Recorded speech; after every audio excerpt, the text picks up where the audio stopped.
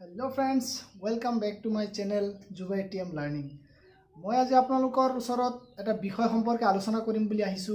আজিৰ বিষয় হ'ল যিসকল ছাত্ৰ-ছাত্ৰী ক্লাছ 8, 9, 10 ত পঢ়ি আছে সেইসকল ছাত্ৰ-ছাত্ৰীৰ কাৰণে এটা সুখৰ খবৰ বা এটা ট্ৰিপ দিম বুলি চেষ্টা চলাই আছো। সেইসকল ছাত্ৰ-ছাত্ৰী আসলতে বিশেষকৈ হতাশ হৈ যায়। সেইসকল হতাশ আমি কেনেকৈ নহওঁ তাৰ কাৰণে দুটামান ট্ৰিপছ দিম আৰু যিসকল ছাত্ৰ-ছাত্ৰী এতিয়া ক্লাছ 9, 10 অৰ্থাৎ 8 ত পঢ়ি আছে সেইসকল ছাত্ৰ-ছাত্ৰীয়ে যদি এইটো ভিডিঅ' চাই আছে সম্পূৰ্ণৰূপে ভিডিঅ'টো চাব। তেনেহ'লে বন্ধুসকল বলক সময় নষ্ট নকৰি আমাৰ ভিডিঅ'টো আৰম্ভ কৰোঁ। বন্ধুসকল বিশেষকৈ এইটো সময় এটা বহুত ডেঞ্জাৰাছ সময়, যিটো আৰু নেকি 8, 9, 10 সেইটো সময়ত সেইসমূহ ছাত্ৰ ছাত্ৰীৰ মাইণ্ডটো বহুত এটা বেলেগ ধৰণৰ থাকে। এটা ভাল সিদ্ধান্ত ল'বলৈ সিহঁত উপনীত হ'বলৈ অসমৰ্থ হয়। কিছুমান হয়, নহয় বুলি নহয়, কিন্তু সেইটো সময় এটা বৰ জটিল সময়। সেইটো সময়ত বেলেগ বেলেগ ধৰণৰ সিদ্ধান্তত উপনীত হৈ কিছুমানৰ লাইফ বৰবাদ হয় আৰু কিছুমানৰ লাইফ ছেটেল হয়। বন্ধুসকল আপোনালোক কেতিয়াবা যেতিয়া আপোনালোকে কিবা এটা কাম কৰিবলৈ যায় তেতিয়াহ'লে আপোনালোকে ভাবে যে মই কামটো আচলতে কৰিব নোৱাৰোঁ, কামটো কেনেকৈ কৰিলে সফল হ'ম, কি হ'ব, মইতো এইটোৱে নোৱাৰোৱেই। মই সাধাৰণ এটা এক্সাম্পল দিছোঁ আপোনালোকক।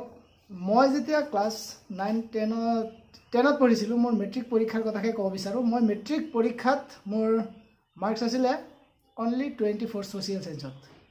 ছ'চিয়েল ছায়েন্সত 80ৰ পৰা 24 মাৰ্কছ পালে পাছ কৰে আৰু মই পাইছিলোঁ 24 অনলি 1। গতিকে সেইটো লৈ মই হতাশ হোৱা নাছিলোঁ। কিন্তু মই আচলতে এটা কথা কি ক'ব লাগে যে প্ৰকৃততে আচলতে যিটোৰ প্ৰতি আমাৰ অলপ প্ৰব্লেম হয় সেইটোত অলপ সেইটোত অলপ কৰিব লাগে। আৰু সেইটো অলপ কষ্ট কৰিলে কি হয় জানেনে, সেইটোৱে আপোনাৰ লাইফৰ আটাইতকৈ ছাকচেছ হৈ যায়। গতিকে বন্ধুসকল এতিয়া মই BA ক্লিয়াৰ হ'ব, এবাৰ 6th ছেমিষ্টাৰত পঢ়ি আছোঁ। এই মুহূৰ্তত মোৰ মেজৰ হ'ল হিষ্ট্ৰী, অৰ্থাৎ ছ'চিয়েল ছায়েন্সৰ যিটো মাদাৰ বুলি কয়। History is the mother of all social science. History social ছায়েন্সৰ মাতৃ এতিয়া মোৰ মেজৰ বিষয়। গতিকে বন্ধুসকল আপোনালোকক সকলোকে এটা ৰিকুৱেষ্ট কৰিম, বিশেষকৈ সেইসকল ছাত্ৰ ছাত্ৰী যিসকল 8, 9, 10ত পঢ়ি আছে তেখেতসকলে যিটো বিষয়ৰ প্ৰতি এতিয়া অলপ প্ৰব্লেম দেখা গৈছে, আপোনালোকৰ এইটো উচ্চ মানসিকতাটো এতিয়াও আহি পোৱা নাই। গতিকে বন্ধুসকল আপোনালোকে যদি আপোনালোকৰ কিবা বিষয়ৰ প্ৰতি আপোনালোকৰ প্ৰব্লেম হৈছে আপোনালোকে হতাশ নহ'ব, তাৰ প্ৰতি কষ্ট কৰি যাওক। আৰু এনেকুৱা এটা পৰিস্থিতি আপোনালোকে দেখা পাব যিটো আপুনি সপোনতো কল্পনা কৰিব পৰা নাই। আচলতে মই নিজেও ভবা নাছিলোঁ যে মই হিষ্ট্ৰীত মেজৰ লৈ এজন হিষ্ট্ৰীত BA পাছ কৰিম, কিন্তু চাওকচোন কি হৈ গ'ল। মই ভবা নাই, তথাপিও মই এতিয়া হিষ্ট্ৰীত মেজৰ লৈ পঢ়ি আছোঁ। এনেও মাৰ্কছ ইমান বেয়া নহয়, মোটামুটি ভালেই আহিছে। কিন্তু চাওকচোন এটা কেনেকুৱা ধৰণৰ এটা চেঞ্জিং আহিছে। ইয়াৰ আঁৰত কিবা এটা নহয় কিবা এটা আৰু কি অলপ কষ্ট কৰিছিলোঁ চাগে, তাৰ ফল হিচাপে এইটো হৈ গ'ল। বন্ধুসকল আপোনালোকেও এইটো কৰিব। যিটো বিষয় আপোনালোকৰ মনত নাথাকে, সকলো ছাত্ৰ ছাত্ৰী ধৰি লওক কিছুমানৰ ছায়েন্সটো মনত নাথাকে, কিছুমানৰ চাব মেথছটো মনত নাথাকে, কিছুমানৰ আছামিজ মনত নাথাকে, কিছুমানৰ ইংৰাজীটো মনত নাথাকে। বন্ধুসকল মানে কি কষ্টটো কৰিব লাগিব, কষ্ট নকৰিলে কিন্তু একো ফল নাপাব। অলপ কষ্ট কৰিব আৰু লগতে আপোনাৰ যি মানসিকতা আছে আপোনাৰ নিজৰ প্ৰতি এটা কনফিডেঞ্চ ৰাখিব যে নাই মই পাৰিম। হয়তো আপুনি এইটো নোৱাৰিবও পাৰে, কিন্তু চাব হয়তো আপুনি 1 বছৰ 2 বছৰৰ কাৰণে নোৱাৰে, কিন্তু আপোনাৰ লাইফত যেতিয়া আপোনাৰ ছেটেল হ'ব আপুনি, তেতিয়া চাব সেইটো বিষয় আপোনাৰ পৰা মানে দূৰত হৈ নাযায়, আপোনাৰ ওচৰত থাকিব।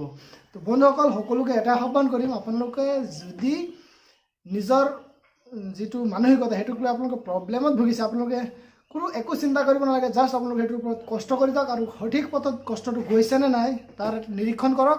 আৰু মোৰ এটা আশা আছে যে ভৱিষ্যতে আপোনালোক সেইটো বিষয় সম্পৰ্কে এনেকুৱা পণ্ডিত নহয় বাৰু, মুঠতে আপোনালোকে সেইটো বিষয়ৰ প্ৰতি বহুতো জানিব পাৰিব। আৰু যদি ইয়াৰ ওপৰত আপুনি বহুত চৰ্চা কৰে, এনেকুৱা হ'ব পাৰে যে আপোনাৰ গাঁৱত বা আপোনাৰ আশে পাশে সকলোৰে টপত হৈ যাব পাৰিব।